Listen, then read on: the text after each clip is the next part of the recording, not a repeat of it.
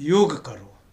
तो उनके इतना कहने पर ही गोपियाँ उखड़ पड़ती हैं और वे इस पद में योग साधना की कठिनाइयों का वर्णन करते हुए वे कहती हैं कि योग क्या है, नीरस है, और यह नीरस ही नहीं बहुत ही कठिन है, और प्रेम इससे कहीं आसान है। और जो काम आराम से हो सकता है, आसानी से हो सकता है, उसके लिए कठिन श्रम करना, ये साधना करना, तप करना कहाँ की जो है चालाकी है।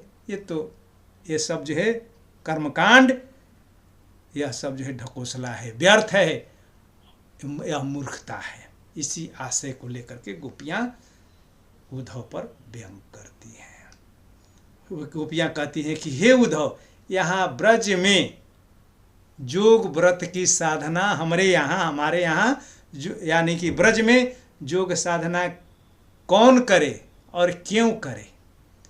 कौन यहाँ पर जो है मृगछाला पहने, क्यों मृगछाला पहने और अपने शरीर पर जो है भस्म लपेटे, और आधारी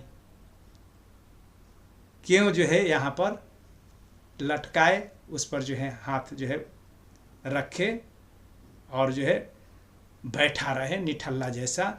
जटा को क्यों जो है जटा बढ़ाए, को इतनो औराध है।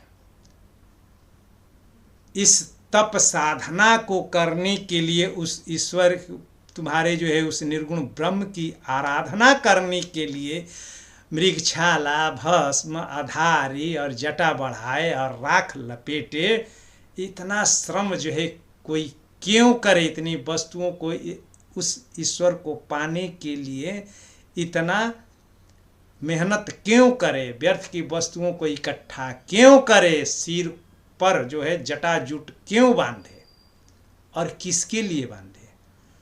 तो तुम कह सकते हो कि ब्रह्म के लिए, ब्रह्म को पाने के लिए। जवाब भी दे देती हैं। तो तब किस ब्रह्म के लिए? अरे तुम्हारा तो जो है ब्रह्म कैसा है? तो वैसा है जिसका कोई था नहीं पा सकता है, था नहीं पाए हैं। और कैसा है? वह अगम है, यानी कि जिसके पास जाया नहीं जा सकता है। और कैसा है? वह अपार है और अगाध है। तो उस अगम, अगोचर, अपार और अगाध जिसका कोई था नहीं है, उस था को पाने के लिए व्यर्थ का परिश्रम हम क्यों करें? भाव यह है कि जिसको प्राप्त किया